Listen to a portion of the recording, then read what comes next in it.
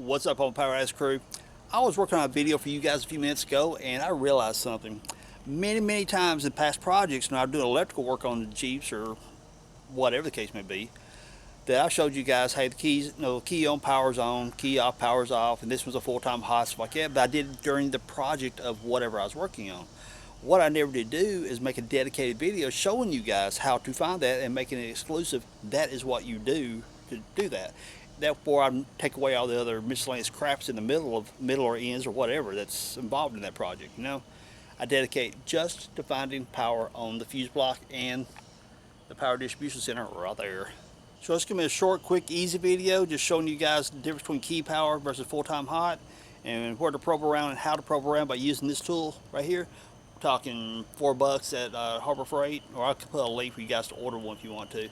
But seriously, it's like $3.99, $4, whatever, for Harbor Freight. Super cheap, but it can save you so much time in chasing down where I need a keyed hot, where I need a full-time hot, or even chasing down where there's issues in your wiring or something. Handy little tool. Super cheap, many uses.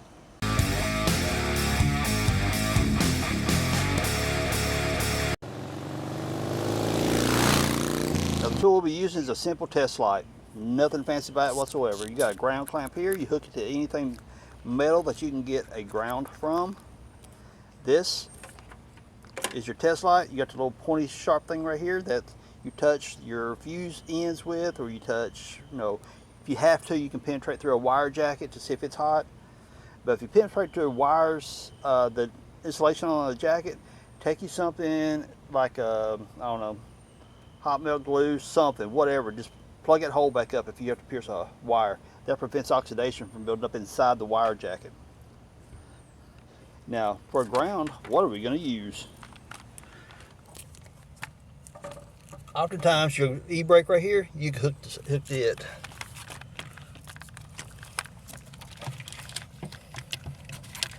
And I'll hook it like that. And how I want to test this, you'll find something that's full-time hot. In that case, I've got my little blocks over here that I can touch my post here. I know it should light up. And there we go. Now we can do the fuse block, even though I need to put some light up there. Okay, first of all, let's look for a full-time hot, meaning no matter the position of the key can be in your pocket. We still got a hot circuit. Check the ignition lamps. Oh, nope. What's going to happen, this little test light right here, the back side of it will light up. Let's check the radio port. I mean, honestly, I know what the radio port does. I'm just doing this for you. Okay, we got a clock thing right here that doesn't have anything in it whatsoever. Right there. Stick the probe in there.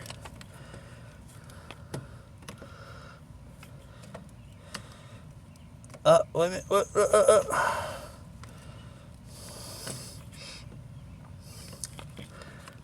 There he goes. See my light? See my test probe light up? That means the key is turned off and I have power to that one. So now we'll turn the key on, and then we'll find an accessory side that's, now we'll turn the key on, we'll find an accessory powered, now let's turn the key on, we'll find one that's powered by the accessory side.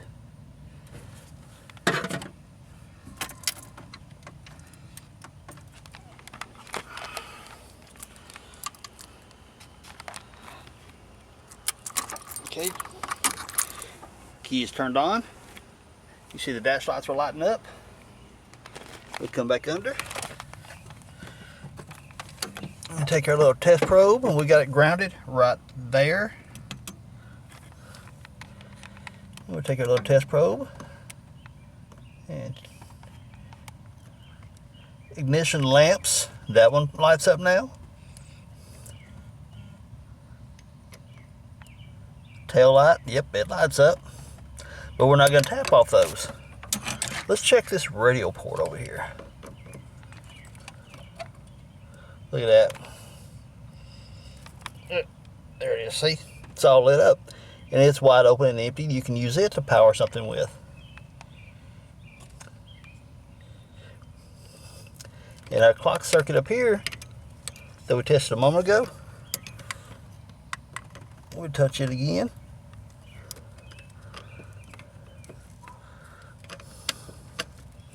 If I can hit the sucker.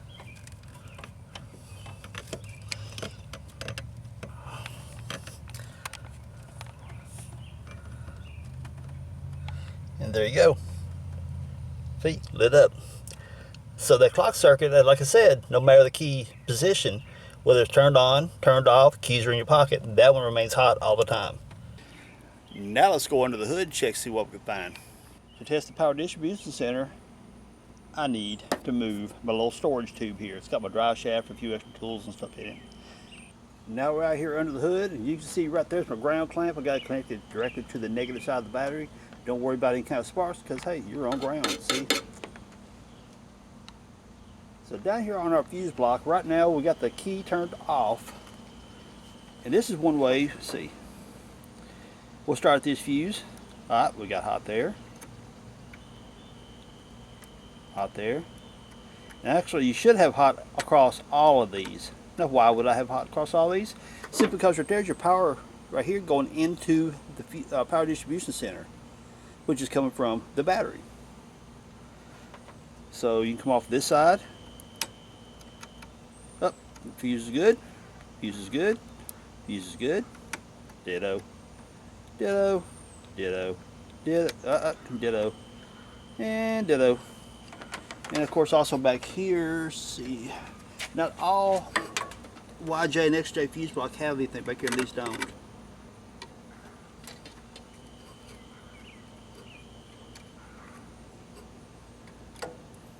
But what I'm hitting right here, there's another set of leads back here, right behind this 20 amp, that have the posts in them. They are powered, but they don't have the connecting post that goes from here over to this side. So they're just kind of like power access ports or whatever. So now we're going to look at this row right through here. These are going to be our relays. And typically, but not all the time, you've got right here, you're going to have power. See? The test light all lights up. Maybe zoom back a little bit so you can see the test light a little better. Now what happens here, this right here is going directly to power, directly to battery power. In the case of this right here, it's going to make a simple way to show you guys and demonstrate how to find keyed hot power versus full-time hot power. That's it, I'll get it out. This full-time hot, one of these two right here is going to be key powered, okay? This post over here goes to the accessory. Now, you'd have to take your little fuse cover right here and look at the top of it and say, oh yeah, that's a fuel pump. That's the automatic shutdown relay. Whatever it may be, you know, depending on what type of car you're working on, Jeep, or how your Jeep is accessorized, or which even relay you're working on. Not all the time does this side right here go directly to battery. Sometimes this circuit right here will loop through another relay somewhere or something like that that activates it when something else happens. So you don't always get power to the back side of the relay, the powered side of the relay, the battery side. So now we found we got power on this one, we got nothing on this one, nothing on this one. When I turn the key on, I think, if I remember right, I think this right here should power and activate, and I think this right here is going to ground. I'd have to get my multimeter to test that, run continuity. But let's just go turn on the key and see if I'm correct. I think it's going to be that one. Okay, I went and turned the key on. Okay, I've got no power going to either one of these two right here, which may mean there may be a fuse that needs to be hooked up, or might be a problem with that circuit. But obviously this Jeep doesn't need that particular circuit, so I'm not concerned with it. Let's do one more thing. I'll tell you what, I'll pull that relay out right there because that's the fuel pump relay. Let me go turn the key off again. Okay, I'm going to pull this relay out right here. Right there. You see the post? And this is what I'm talking about right here on relays. This is always going to be your powered side going to your battery or whatever thing might be activating this. But every way you look at it. Now here's your relay, standard 5-pin Bosch. This is going to your battery. This will go to your accessory. In this case, fuel pump, but it could be like doing cooling fans, driving lights, light bar, whatever. These two pins right here is what activates the relay to happen, which I've got several good videos on how relays work, so I'm not going to go into detail on that. So let's go back to this. Touch right here. Look at that. I got power. Pan up a little bit. Okay, see my light? It lights up. I got power.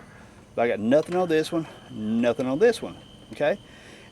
Now, whenever I get power on this one, on these two right here, where I get power, I think it's this one right here. I think it's this side. And the relay was in there, it would clamp that coil shut and transfer the power, allow the power to transfer from here to there, giving the fuel pump electricity to pump and get me on down the road. So, okay, I got power there. We're going to turn the key on and see if we get power to one of these two. I'm back. Now the key is on. Look at that, I got power to that one.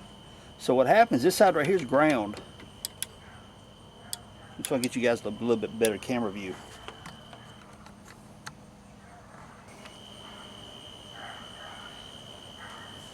Now the only downside to the view you have now, you're not going to be able to see my light up, but I'll tell you when it does, I promise. Right here is the one for the battery. This goes directly to the battery. Well, actually it goes through the fuse and stuff like that first, but that's beside the point. So there's that. Here is the one that activates when you turn the key on. You know what, I can pan up just a little bit. You might be able to see the light. No. Okay. So right there's the one that activates when you turn the key on. This one will not have power. This one will not have power. Why? Because this one's ground. This has power here because the lights light up right now. Lights lit up there. Now this one has power. If the relay was in there, it would clamp that coil shut inside the relay and bounce that power over to here and fire up the fuel pump. Now I'm going to turn the key off, and this right here should go out. Let's see if I can give you guys a bit of a view here to see it in action. Okay, I've got that just stuck in it like that. I'll pan back a little bit, zoom back. Okay, you see the test light, it's lit up. When I turn the key off, that light should go out.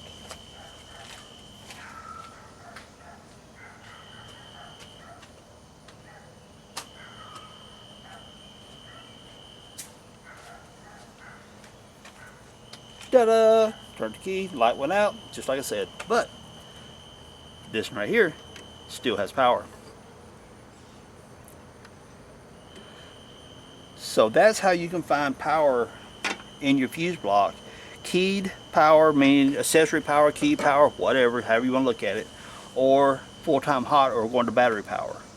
Battery plus, or whatever terminology you see written in the books or your instructions, or whatever it is you're putting in.